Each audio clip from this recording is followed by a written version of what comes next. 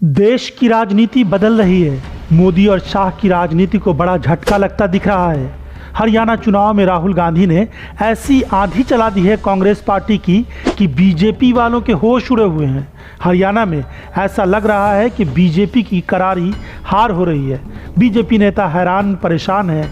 कोई उम्मीद हरियाणा में जीत की नहीं दिख रही है और बाकी आने वाले राज्यों के चुनाव में भी ऐसा ही बुरा हाल दिख रहा है।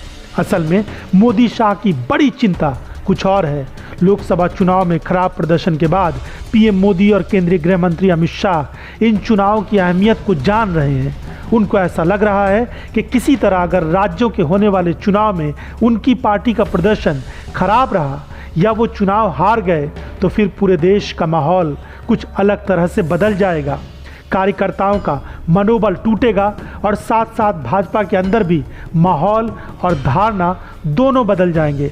लोकसभा चुनाव में बीजेपी के खराब प्रदर्शन के बाद ये बात कही गई थी कि लोकसभा चुनाव में 10 साल की थोड़ी बहुत एंटी इनकम्बेंसी की वजह से ऐसा परिणाम आया।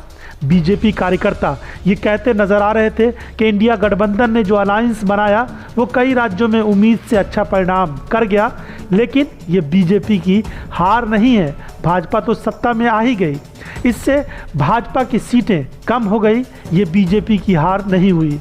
जनता ने विपक्ष को नहीं जिताया है, बल्कि भाजपा का बहुमत थोड़ा कम हुआ है। लेकिन अगर राज्यों में हारे तो ये नैरेटिव पूरी तरीके से बदल जाएगा। ये धारणा बनेगी कि अब देश के लोगों ने मोदी और शाह की जोड़ी को खारिज करना शुरू कर दिया है। इससे पूरा माहौल बदल जाएगा।